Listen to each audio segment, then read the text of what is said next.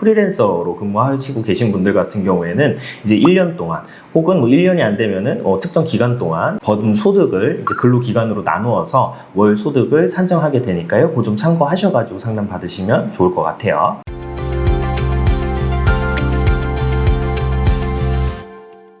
안녕하세요. 개인회생 길잡이 김운찬 변호사입니다. 오늘은요, 개인회생 상담하실 때 어떠한 내용을 좀 미리 준비하시면 좋은지에 대해서 한번 설명드려볼까 해요.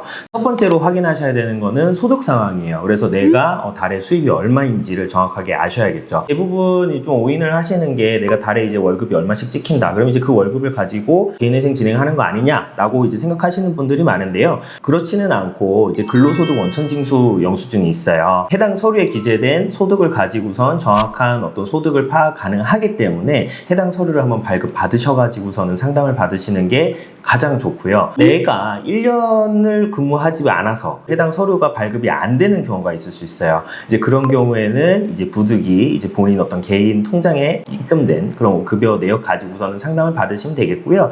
회사에 다녀서 정기적으로 급여가 들어오는 게 아니라 뭐 개인 사업을 하신다든가 프리랜서로 근무하시고 계신 분들 같은 경우에는 이제 1년 동안 혹은 뭐 1년이 안 되면은 특정 기간 동안 번 소득을 이제 근로기간으로 나누어서 월 소득을 산정하게 되니까요. 그거 좀 참고하셔가지고 상담 받으시면 좋을 것 같아요. 두 번째는 보유 재산입니다. 재산 중에서 가장 중요한 거는 부동산이겠죠. 그래서 부동산이라고 하면 뭐 대표적으로 아파트, 뭐 주택, 그 다음에 뭐 땅이 있을 수도 있고요. 이제 이런 경우에는 사실 이제 정확하게 그 가치를 산정을 해야 되는데요. 그 가치를 산정하는 이제 뭐 가장 좋은 거는 뭐 어렵게 생각하실 거 없이 실거래가이고요. 대표적으로 KB부동산이나 이제 뭐 디스코 등의 어떤 플랫폼 접속하셔가지고서는 내가 가진 아파트나 주택의 실거래가가 어느 정도가 되는구나 라고 파악을 하시면은 좋은 상담을 받아보실 수 있을 것 같아요. 두 번째 재산은 이제 자동차인데요. 자동차 같은 경우는 이제 중고 자동차 시세를 파악을 해야 돼요. 대표적으로 가장 많이 이용하는 사이트 SK 엔카에서 한번 확인을 해보실 수 있고요.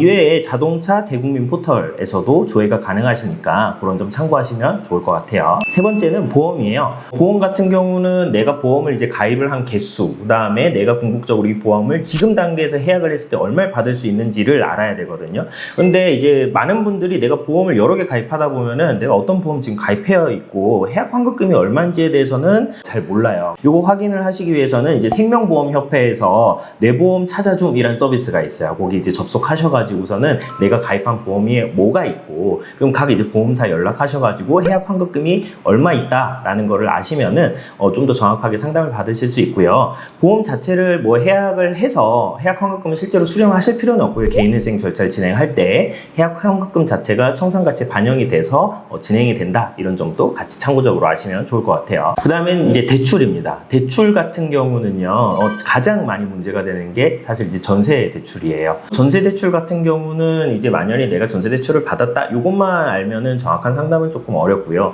이 전세 대출 자체가 신용 대출로서 이제 내가 이제 상환을 해야 되는 채무인 것인지, 혹은 이게 전세 대출 중에 이제 질권이 설정되거나 채권 양도가 되어 있는 전세 대출이 있어요. 그거는 임대인이 채권자한테 바로 변제를 해야 되는 거거든요. 그러니까 궁극적으로 내가 어쨌든 변제를 해야 되는 그런 어떤 채무가 아닌 거예요.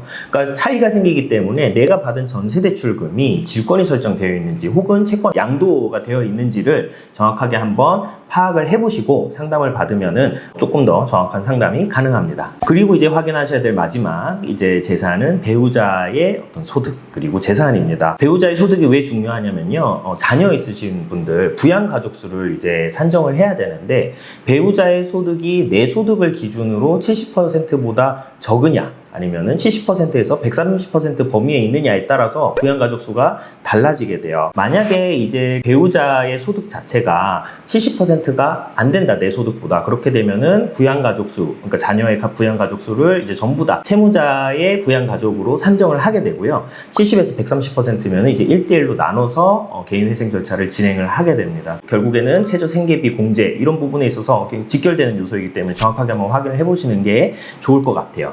그리고 이제 이제 원칙적으로 서울회생법원, 그다음에 수원도 마찬가지고 대전, 부산도 마찬가지인데요. 부부 별산자에 따라서 배우자의 어떤 재산 자체는 원칙적으로는 채무자의 재산에 편입을 시키지 않고 있어요.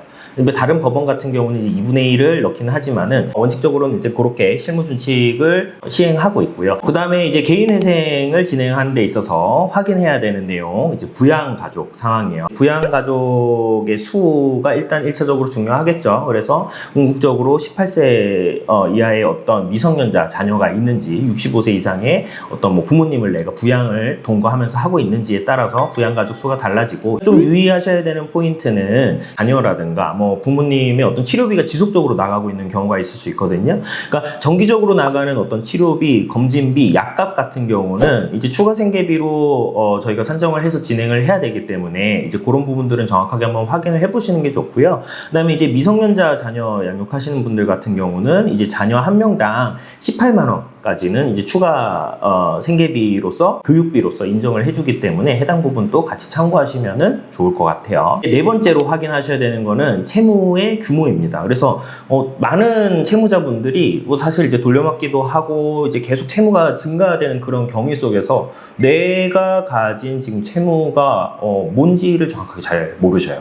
일단 이 부분 관련해서는 내가 지금 정확하게 잘 모르겠다라고 하면 확인해 보실 수 있는 방법이 있어요. 한국신용정보원에서 금융기관 관련된 채무는 일단 조회가 가능하기 때문에 한번 상담 받기 이전에 정확하게 내 채무 한번 조회해 보시고 상담 받으시면 좋을 것 같고요.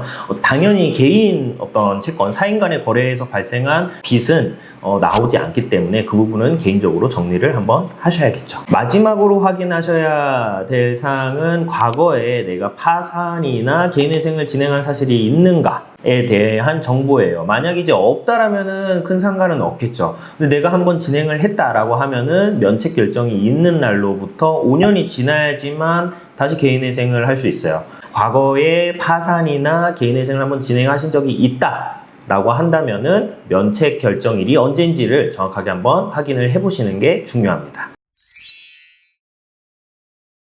오늘은 개인회생 상담을 받기 위해서 어떤 자료들을 준비하고 어떤 내용들을 내가 사전에 파악하고 있으면은 정확한 개인회생 상담을 받아볼 수 있는지에 대해서 말씀을 드렸고요. 이런 거 너무 어렵다라고 하면 사실 그냥 받아보셔도 돼요. 하지만 그래도 기왕 받는 거, 그리고 궁극적으로 개인회생 진행하게 되면 이 자료들 결국엔 필요한 자료들이거든요. 일단 미리 준비한다 생각하시고 오늘 영상 참고하셔서 하나하나 좀 자료 준비해보시고 내용도 파악하셔서 상담 받아보시면은 조금 더 디테일하고 정확한 정보 얻어보실 수 있을 테니까요. 관련해서 궁금하신 점은 편하게 문의 주시고 또 상담 필요하신 부분이 있으시면 언제든지 연락 주시기를 부탁드리겠습니다. 오늘 영상 여기까지고요. 다음 영상으로 저는 찾아뵙도록 하겠습니다. 감사합니다.